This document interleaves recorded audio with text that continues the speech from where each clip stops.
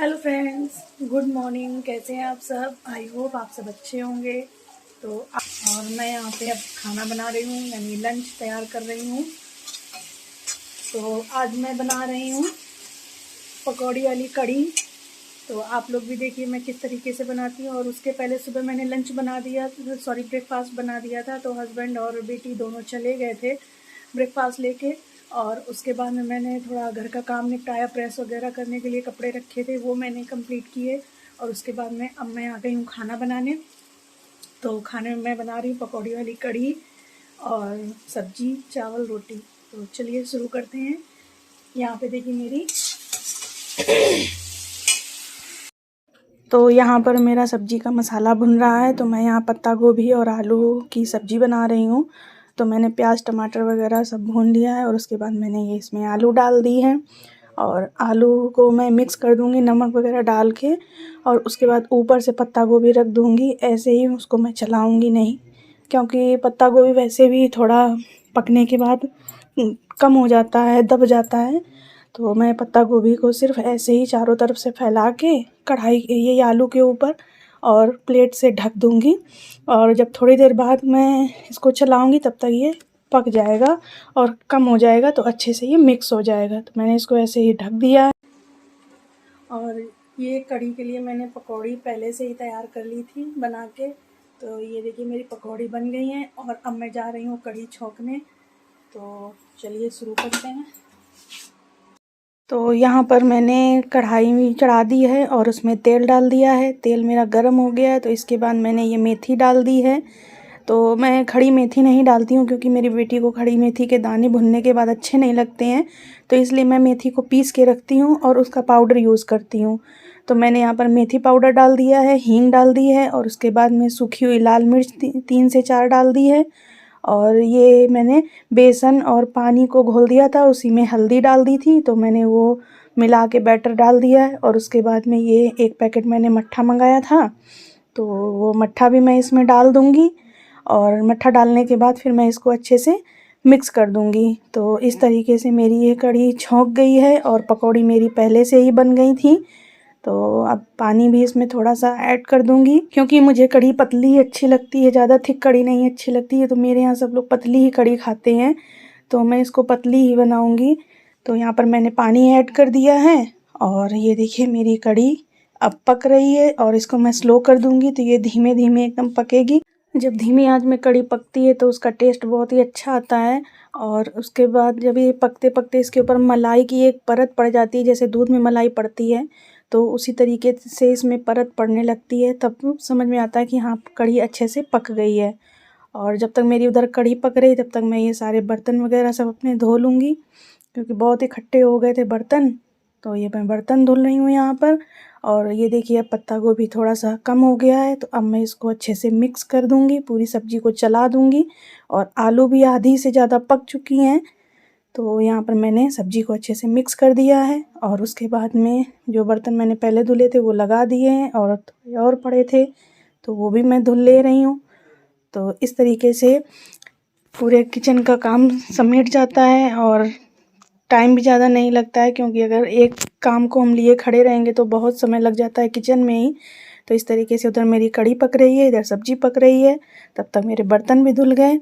और ये देखिए मैं कढ़ी को फिर से चला दे रही हूँ, क्योंकि इसमें उबाल आने लगता है, तो इसलिए मैं इसको दोबारा से फिर चला दे रही हूँ।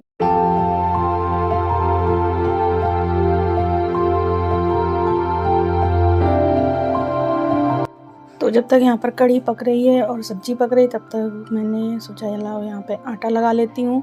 तो बर्तन भी धुल गए हैं और मैंने उधर सब्ज़ी पकने के बाद में चावल भी चढ़ा दिए थे। सब्ज़ी की कढ़ाई मैंने हटा दी और चावल चढ़ा दिए, और इसके बाद मैं ये आटा लगा ले रही हूँ।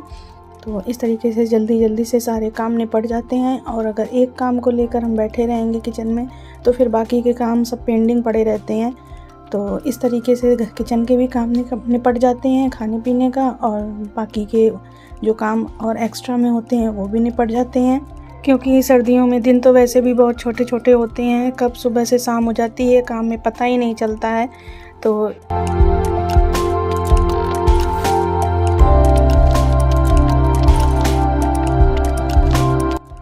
तो यहाँ पर मेरी सब्ज़ी भी बन गई है, इसको मैं खाली कर दूँगी कढ़ाई को, और कढ़ाई भी धुल लूँगी। तो ये चावल भी पक गए हैं, और इसके बाद में ये बर्तन भी मैं सारे धुल के रख दूँगी।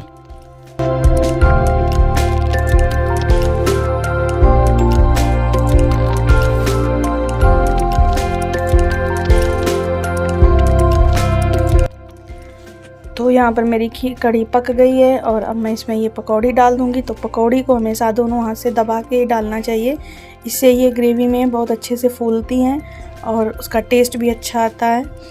तो यहाँ पर मेरी कढ़ी भी बन के देखिए तैयार हो गई है, और इसके बाद में ये देखिए कौन आ गया है।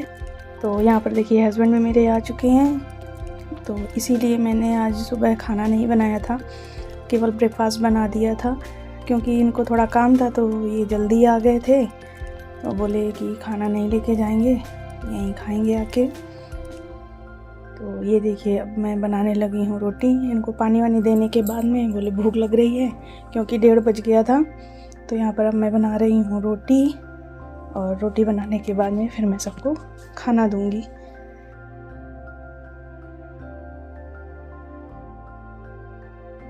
तो यहाँ पर देखिए ये मेरा खाना तैयार हो गया है। तो आज खाने में पत्ता गोभी आलू की सब्ज़ी, कढ़ी, चावल, रोटी, चटनी टमाटर की, और मूली टमाटर का सलाद।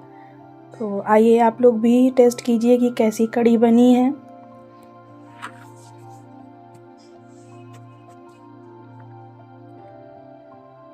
तो यहाँ खाना वाना निपटाने के बाद में पूरा मैंने किचन वगैरह सब साफ़ किया, पूरे बर्तन वगैरह धुले, और उसके बाद में फिर मैंने भी खाना खाया। खाना खाने के बाद में फिर मैं लग गई थी इन कपड़ों को रखने में, क्योंकि ये वूलन वाले कपड़े थे, सब इधर उधर बिखरे पड़े थे। तो ये मेरा बॉक्स था छोटा वाला, तो मैंने सोचा इसी में मैं रख देती हूँ। तो मैंने सारे वूलन के कपड़े इसमें लगा के अच्छे से रख दिए थे। और उसके बाद में मेरी साड़ी पड़ी थी, 2 साड़ियाँ मेरी थी, और मैं घर गई थी तो मम्मी ने भी 3 साड़ी दे दी थी फॉल लगाने के लिए। तो यहाँ पर मैं फ़ॉल लगा रही हूँ, तो मेरी ये वाली साड़ी में फ़ॉल लग गई है, ये मेरी साड़ी है। और इसके बाद फिर मैं मम्मी की साड़ी में फ़ॉल लगाने लगी, तो ये है मम्मी की साड़ी।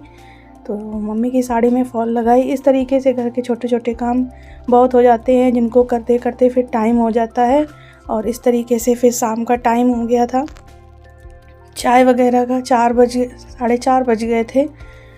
तो फ्रेंड्स ये था मेरा आज का वीडियो। आप लोगों को कैसा लगा प्लीज़ कमेंट करके ज़रूर बताइएगा। अगर अच्छा लगा हो तो लाइक कर दीजिएगा, और अभी तक आपने मेरा चैनल सब्सक्राइब नहीं किया है तो प्लीज़ सब्सक्राइब कर दीजिए।